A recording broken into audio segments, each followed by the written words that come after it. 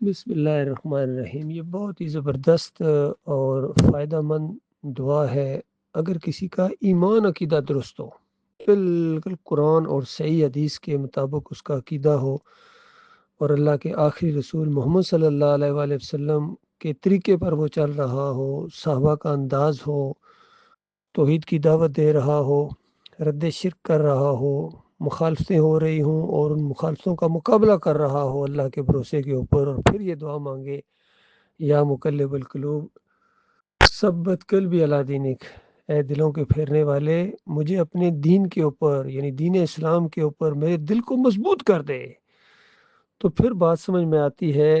کہ یہ دعا کتنی زبردست ہے، اور نبی علیہ السلام بہت زیادہ یہ دعا مانگا کرتے تھے، بلکہ ام المومنین نے ایک دفعہ پوچھ بھی لیا کہ آپ یہ دعا بہت مانگتے ہیں،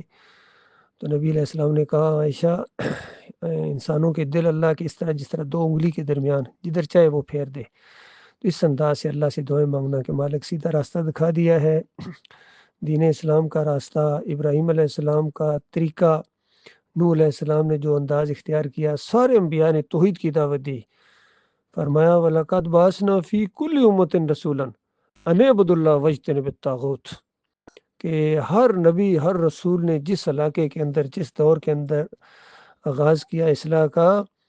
اسی نقطے سے کہ انسانوں اللہ کے بندے بن جاؤ، اللہ کے فرما بردار غلام بن جاؤ، یعنی بندے بن جاؤ۔ بندگی تمہیں بندگی کے لیے پیدا کیا ہے، تمہیں داتائی دستگیری اور مشکل کشائی کے لیے نہیں پیدا کیا گیا ہے، تمہیں اللہ کا مقابلہ کرنے کے لیے نہیں پیدا کیا گیا کہ اللہ کے دین اسلام کے مقابلے میں یہ تم نے دین گڑے ہیں۔ کوئی بریلویت پر خوش ہے، کوئی دیوبندیت اختیار کیے ہوئے ہے اور دعا مانگتا ہے کہ یا دلوں کے پھیرنے والے مجھے اپنے دین کے اوپر مجھے استقامت عطا فرما، یعنی دیوبندیت کے اوپر استقامت عطا فرما، یہ کہہ رہا ہے۔ کوئی اہل حدیثیت کے اوپر استقامت مانگ رہا ہے، کوئی رافضیت کے اوپر استقامت مانگ رہا ہے، کوئی صوفیوں کا طریقہ اختیار کیے ہوئے اور کہتا مجھے یا اللہ استقامت دے دے، اور کوئی تصوف کے اوپر جمع ہوا ہے، وحدت الوجود کے اوپر پوری زندگی ڈٹے رہے ڈاکٹر اسرار، اور ساتھ ہی دعا مانگتے تھے کہ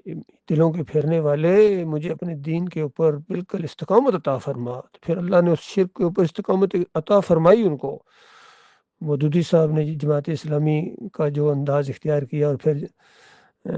جمہوریت کے مشرکانہ بت کی پوجا کرتے رہے اور دعا مانگتے ہیں یا اللہ میرے دل کو اپنے دین کے اوپر جما دے، پھر اس مشرکانہ دین کے اوپر جما دیا اللہ تعالیٰ نے۔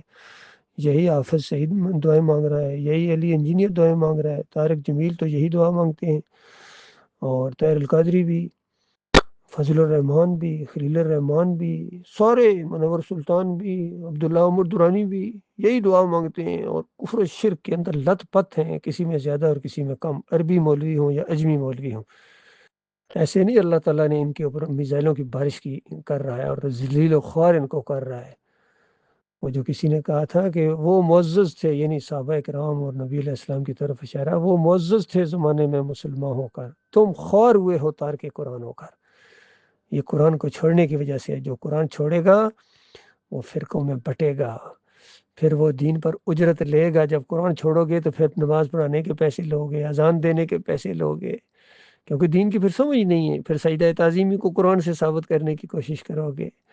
پھر وحدت الوجود کو ڈاکٹر اسرار کی طرح قرآن سے ثابت کرو گے، اور شاہ ولی اللہ کہتے ہیں اس وحدت الوجود کو ہم پورے قرآن کی نص سے ثابت کر سکتے ہیں۔ قاری خلیل الرحمان کہتے ہیں لی ساجدین قرآن کی نص ہے،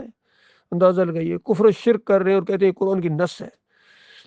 علی انجینئر کہتے ہیں ان سارے مشرکوں کے پیچھے نمازیں پڑھا کرو، یہ قرآن کی نص ہے، کیونکہ کلمہ جو پڑھ لیا جی، اس طرح ان کی مت مری گئی ہے۔